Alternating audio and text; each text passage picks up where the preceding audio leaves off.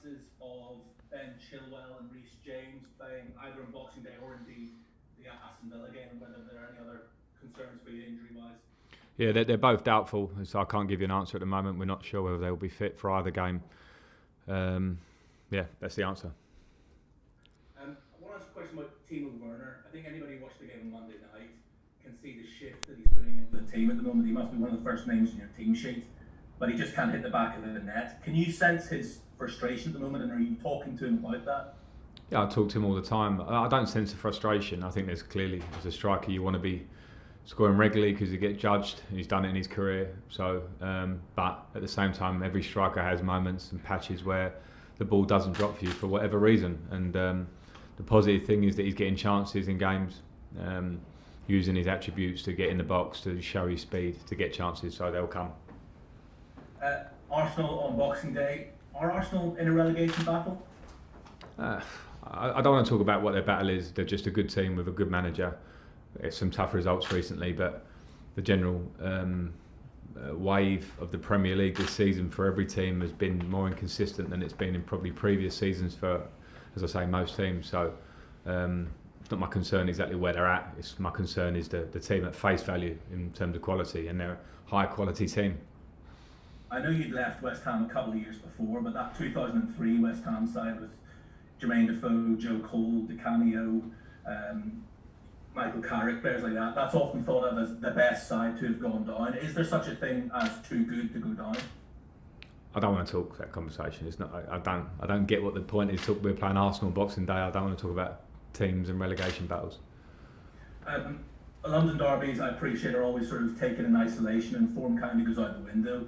But as a player, you must have sensed that when you were going to a side where confidence was rock bottom, that there was a real chance there that if we get on top of this lot early on, then we can stamp our authority. I'll side with your first part of that question, which was I think that when you play a derby, form does go out the window, and sometimes the idea of playing the derby is the spur that the team needs to try and get a result. So again, we have to expect the best Arsenal, which is a really good footballing team with really good players, well coached, rotations in their team, lots of threats in attacking areas. That's what I expect. So we have to prepare for that. Just very finally from me, I appreciate Christmas Day itself is different for a footballer or indeed a manager, but like many of us in Tier 4, your plans will have gone up in smoke. Have you still got a nice Christmas Day plan? It's different, and some plans did go up in smoke, unfortunately, in terms of seeing more family, but we have to adhere to that at the minute. I think we all understand the seriousness of the situation, especially in the last week. And the news, and if you read the reactions and what we're being told to do, I think there's a reason for it. So yeah, I'm fortunate. We're fortunate. I can spend it with some close family, but maybe not as normal as most years. Have a good Christmas, Frank. Thank you very much. Cheers. Thanks. Let's go to Hugh at PLP. Hi Frank, I just wanted to ask you, do you think timing is particularly important for a manager starting out their career? Because Mikel has gone into Arsenal with a huge coaching reputation, but it may well be that circumstances outside of his control mean that reputation gets damaged. So is it, particularly for young managers, about right job, right time? I think there are so many factors in that. Timing is a factor in anything, I think, in sport and in life at times. I'm very at pains not to talk about other managers' situations because nobody knows. I don't know the 1,000 things that Mikel Arteta deals with day to day, or in managing Arsenal. He doesn't know what I deal with, so it's hard to comment on other people's jobs in that point. I think timing is certainly an important thing in everything. And I suppose the other thing that you do share, and from your own experience, is that you appreciate that when you're a manager of a big club, you tend to have the reactions to wins and defeats exaggerated because of the extra scrutiny on you. How do you try and plot an emotionally neutral course through all of that? Well, it's our job as managers to do that, and expectations are high for many teams in the Premier League. Whatever the bar that's seemingly set up from the outside world, the fans, the social media world, punditry media, everything, I think is something you cannot control.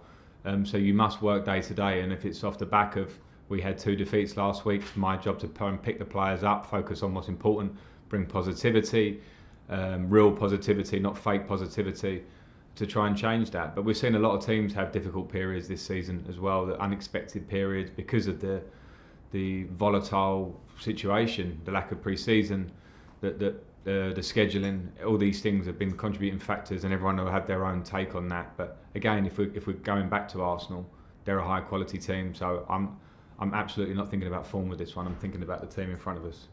Let's come to Alex at TalkSport. Hi Frank. You enjoyed some fantastic battles with Arsenal as a player. What do you remember particularly about those games, and does that give you any extra incentive going into this weekend? I don't think it gives extra incentive because there's always been that. I felt that as a player, we had a real rivalry. When I joined at Chelsea, Arsenal had the upper hand on us and had won league titles before I came here. And as we managed to change that tide a lot, there was obviously clear rivalry, as you would expect with London teams anyway. And I enjoyed that side of it. That's as long as it's controlled and carried out in the right way, which I think it was most of the time. So I think that rivalry remains. My role now is different. I'm not on the pitch. The players have to play with passion, controlled passion, because that's what a derby brings. You mentioned the swing of momentum. I remember you scored the equaliser against Arsenal in the 2004 Champions League quarter-final when Wayne Bridge got that famous winner. Was that a turning point, do you think, for both clubs? I think the evening was when we got that result, because it gave us a huge amount of belief. At that time, we hadn't been able to beat Arsenal in my first days at Chelsea. They were a really strong unit, completely had been built up for quite a few years under Arsene Wenger, and we were changing, but we were young. And that night gave us a belief. So it did certainly push us on at that point, but we're obviously at very different points, both of us now. And just finally from me, I've just spoken to Mateo Kovacic. He says it's important that Chelsea put some silverware in the cabinet in 2021. Is that very much your aim for the new year as well? It's always the aim. It's always the aim. It's just it's always tough, and it seemingly gets tougher. And I think this year where we set out, we wanted to improve, and from last year it felt very much in house, a big season for us in managing to qualify for Champions League football. And again, now we have different challenges, and we're not far enough down the line to say whether we'll make the challenges, and who knows what the challenges are ahead. So we'll see. Nick at PA. Hi Frank, thanks for your time as always. Just on Timo, I mean, obviously we saw recently him admitting he felt he struggled slightly and perhaps underestimated the challenge of the Premier League. But is his honesty in that a good thing? Because does it sort of take a level of confidence in itself to make an admission like that, and then he's making himself accountable to putting it right? And just on Tammy, how pleased are you with his form, and looking at his goal scoring stats in the Premier League? They're excellent, aren't they, for his age and his progress? Yeah, I think honesty is a good thing. Whether it gets taken in the right context or not, I'm not always sure. We crave honesty, and then we sometimes hang on every word. I don't think Timo, in terms of underestimating, is quite the right, I don't want to speak for him, translation or feeling of what he actually feels. I know he wanted to come here and be a success. I know he understood the rigours of the Premier League. It's just a fact that when you're here in action, it's different challenges. So I don't think you can talk about that too much until you're here. And he was talking about his experiences, and as I said before, he's getting lots of chances, and he will score a lot of goals for us. And with Tammy, yeah, I'm pleased. Tammy offers a lot. We saw that the other night. We've seen that this season when he's played. Him and Ollie in their own way have offered us a lot at different times. So he just has to keep working and keep progressing. Last season was a great, real breakthrough season for him in terms of Premier League and Chelsea number 9. And there's more work he can do, but I'm very happy with him. Let's finish with Jerry. Hi Frank, can you hear me okay? Hi, I got you, Jerry, yeah. Hakim Ziyech, is he going to be fit? No, he won't be fit for Arsenal, no. Okay. Is it a concern that, I mean, he's had obviously a stop-start season, hasn't he? And, there's high hopes that he can be the sort of creative force to really make you tick. Is there a worry you're not going to see the best of him this season if he keeps sort of dipping in and out with these little injuries? No, I don't think he's necessarily. He had an injury on his knee at the start of the season, and he's just got another muscle injury, so you have to wait for it to recover. I wouldn't say it's a long-term concern. We hope to have him back within the next week or so. And hopefully offer what he was offering before, because he was offering great things, and obviously you miss that when it's taken away. But that's football, that's squad, that's what happens when players are playing at a really high level every 2 or 3 days. Okay, that finishes the broadcast section.